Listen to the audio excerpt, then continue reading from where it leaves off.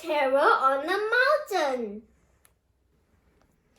Dylan stepped out onto the back porch and stared at the morning sky. The sun hadn't risen yet. It's too early to be up and working, he mumbled as he rubbed the sleep from his eyes. Work, work, work. That's all we do around here. He grabbed his hat from its peg on the porch wall as he headed for the barn.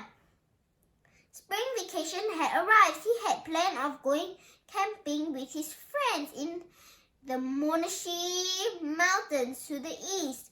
Guess that'll never happen, he grunted as he opened the door to the tool shed. Andre, Jared,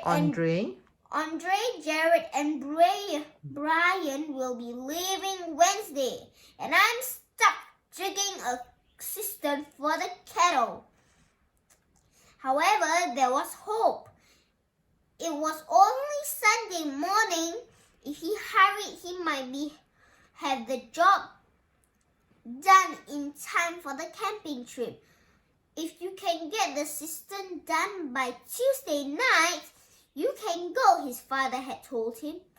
However, it's got to be 8 feet wide, 12 feet long, and at least 8 feet deep. And be sure to bring your tools home every night.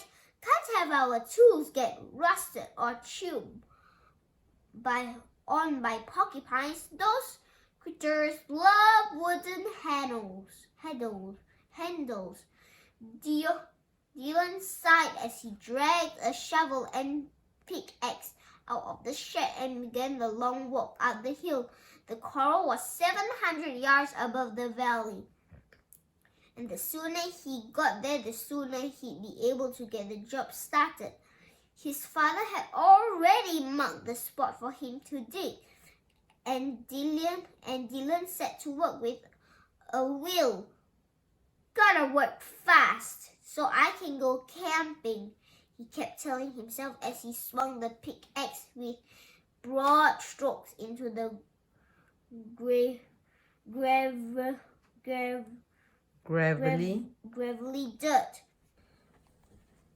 Unfortunately, the spot his father had chosen turned out to be tougher going than he had hoped, and by mid-morning, Dylan was beginning to get desperate.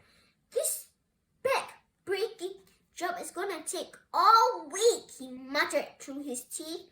Working from the center of the plot seemed to help, however, because as he broke the dirt, the gravel loose,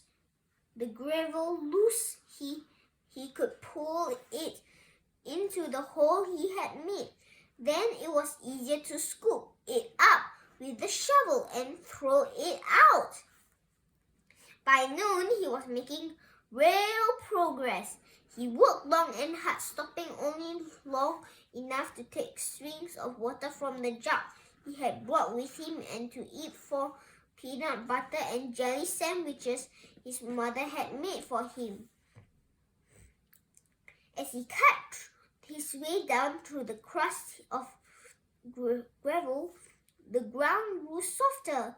By late afternoon, he had cleared lots of soil through the hole. Though the hole was still quite small, no matter he tried to cheer himself, I've gotten a good start. Tomorrow I'll move some serious dirt. That night, Dylan slept like a log, and before he knew it, the grey of morning was stealing through his... What is inside? Bedroom window. The promise of time with his friends got him out of bed in a hurry though, and after a quick breakfast of pancakes and eggs, he was out on the mountain again. He worked all day, and by nightfall he was down 6 feet. When it was time to go home, he climbed up out of the hole on a pole leaning against the edge, then wiped the sweat off his brown. On his way down the mountain, Dylan remembered the tools still in the hole. I'll get them tomorrow, he assured himself. He arrived home in time for supper. Tired but sure now he would finish the job and get to go camping. Food had never tasted so delicious, but as he was getting up from the table, his father stopped him. "Where are your tools?" he asked over the rims of his glasses. Dylan swallowed hard. "Up on the mountain," he said slowly. "Can't have that," his father replied flatly. "You have to go get them. They'll be all chewed up for sure by morning." "Tonight?" Dylan asked in surprise. "In the dark?" His father nodded. "You must learn to be responsible, son." Dylan was relieved to see there was a full moon out. Unfortunately, he was afraid of the dark, though that was a hard thing for a 12-year-old to admit. "Help me, Lord," he prayed. "I can't go up like this. It doesn't make sense to be afraid of the dark." However, as he climbed the hill to the corral, he wondered if it was the dark that made him afraid. Maybe it was what he imagined might be in the dark. When he reached the half-dark cistern, Dylan hopped down into the hole and picked up the tools. As he turned to climb back up the pole, leaning against the cistern wall, he got the strangest of sensations. It was as though he was being watched. He slowly turned to look behind him, and there on the edge of the hole was a big cougar. It crouched, staring at him with his tail twitching from side to side. Dylan stared right back at the cougar, his legs frozen in place. His heart nearly stopped as he gripped the shovel tightly in his hands. He had never been this close to a cougar, and certainly never this close to one stalking him. Suddenly, the cougar jumped, and fortunately, Dylan ducked. "Help me, Lord!" he screamed as he spun around and did the only thing that came to his mind. Swinging the shovel with all his might, he caught the cougar on the side of its head and knocked it over. Just as quickly, Dylan turned to scramble out of the opposite side of the hole, but with no success. The cistern wall kept crumbling in his hands. The cougar's snout turned in the darkness and made another leap for him. Again, Dylan dodged in time to avoid the sharp claws. He grabbed the shovel and once again hit the cougar broadside, this time stunning it. The cougar lay panting for a moment, clearly surprised at Dylan's strength and determination.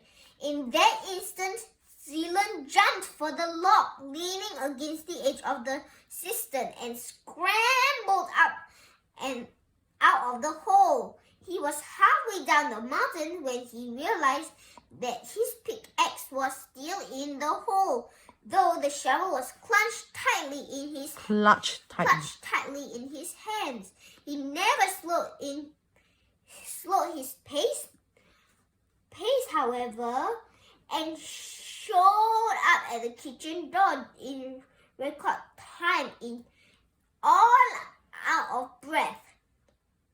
What a story he had to tell the family, and what a round of prayers they lifted up in thanks to the Heavenly Father for sparing Dylan's life.